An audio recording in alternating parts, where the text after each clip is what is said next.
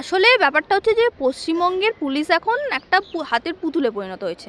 মানে যে পুতুলকে দিয়ে বিভিন্ন রকমভাবে খেলা খেলানো যায়, তো সেই খেলা খেলাচ্ছে পশ্চিমবঙ্গ সরকার, এবং সেই পশ্চিমবঙ্গ সরকার নিজেই পুতুল হয়ে আছে কেন্দ্র সরকারের।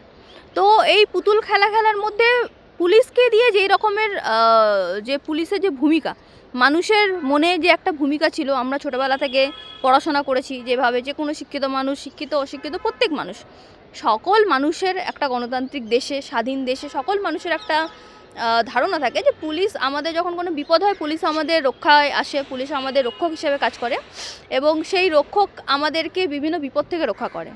কিন্তু বিগত কয়েক বছর ধরে পশ্চিমবঙ্গে যে অবস্থা, সেখানে পুলিশ মানুষের ভক্ষক হয়ে গেছে। মানে ভক্ষক কথাটা এতবারই ব্যবহার করা হচ্ছে পুলিশদেরকে নিয়ে যে আমি নিজে আইনের লোক হয়ে আমার নিজের লজ্জা লাগে যে যাদের আইনের সুরক্ষার দায়িত্ব, তারা এতটা পর্যায়ে মানুষকে হয়রানি করছে, এতটা পর্যায়ে মানুষের ওপর অত্যাচার করছে যে তাদেরকে ভক্ষক বলতে হচ্ছে আমাদেরকে বাধ্য হয়ে বারংবার।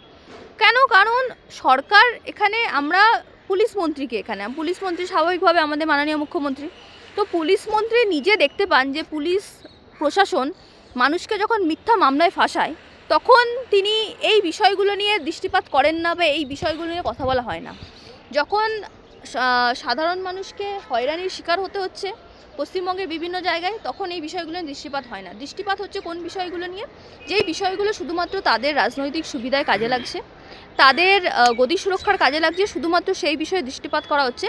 এবং এইভাবে আস্তে আস্তে সাধারণ মানুষের ওপরে যে অত্যাচার এরা চালিয়ে যাচ্ছে, যাতে এদের গদিটা সুরক্ষিত থাকে।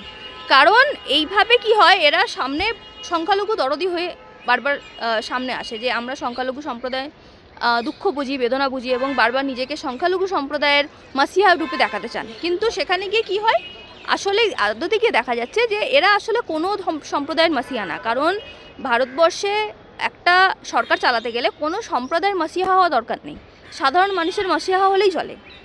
কিন্তু তার জন্য সুপ্রশাসন চালাতে হয়, সুব্যবস্থা চালাতে হয়, সরকার হিসেবে দায়িত্ব পালন করতে হয় এবং মানুষের প্রয়োজনে মানুষের পাশে দাঁড়াতে হয়, যেইগুলো এরা করে না। কারণ এরা মানুষের পাশে দাঁড়ায় না, এরা সুব্যবস্থা নেয় না। সুপ্রশাসনের নামে তো এরা একটা পরিহাস, সুপ্রশাসনের নামে পরিহাস। দুর্নীতি এমন এক জায়গায় গিয়ে পৌঁছেছে, সাধারণ মানুষ প্রশ্ন করলে যে কোনো এরকম এত দুর্নীতি হয়তো এর আগে কোনোদিনও পশ্চিমবঙ্গে দেখেনি। তো সেই জায়গায় এসে শুধুমাত্র সাধারণ মানুষের মুখ বন্ধ করার জন্য মানুষের সংখ্যালঘু মাসিয়া সেজে থাকে, যেখানে গিয়ে আদতে গিয়ে আমরা দেখতে পাই যে সংখ্যালঘুদেরকে মিথ্যা মামলায় ফাঁসানো হয়, এবং যাতে সংখ্যাগরিষ্ঠ এবং সংখ্যালঘু মানুষের মধ্যে যে বিভেদ, তাদের মধ্যে যে এই বিভাজন, ধর্মীয় আবেগকে কাজে লাগিয়ে যাতে দুটো দলকে বা দুটো ধর্মের মানুষদেরকে তা আলাদা করে শুধুমাত্র নিজেদের লাভ যাতে জোগাড় করা যেতে পারে, নিজেদের রাজনৈতিক সুবিধা জোগাড় করা যেতে পারে, শুধুমাত্র সেই উদ্দেশ্য নিয়ে থাকে, এবং পুলিশকে কাজে লাগানো হয় সেই রাজনৈতিক উদ্দেশ্যটাকে পূরণ করার জন্য। এবং পশ্চিমবঙ্গ পুলিশ সেইভাবে কাজ করে, শুধুমাত্র এদের রাজনৈতিক উদ্দেশ্য পূরণে কাজ করে, যাতে এরা সংখ্যালঘুদের সামনে মাসিয়া হয়ে থাকে, কিন্তু পিছনে গিয়ে সংখ্যালঘুদের ওপরেই অত্যাচার চালিয়ে যেতে পারে করে থাকে। তাহলে অবশ্যই পুলিশের বিরুদ্ধে ব্যবস্থা নেওয়া উচিত। মহামান্য হাইকোর্ট আছে, মহামান্য হাইকোর্টে ওনার পরিবাররা আসুক, পুলিশের বিরুদ্ধে ব্যবস্থা নেই। কারণ পুলিশের অত্যাচারে মানুষ এবারে ব্যতিগ্রস্ত হয়ে গেছে, মানুষ আর পারছে না, মানুষের পক্ষে আর সম্ভব না। কারণ সাধারণ মানুষের উপর এদের অত্যাচার বেড়েই চলেছে।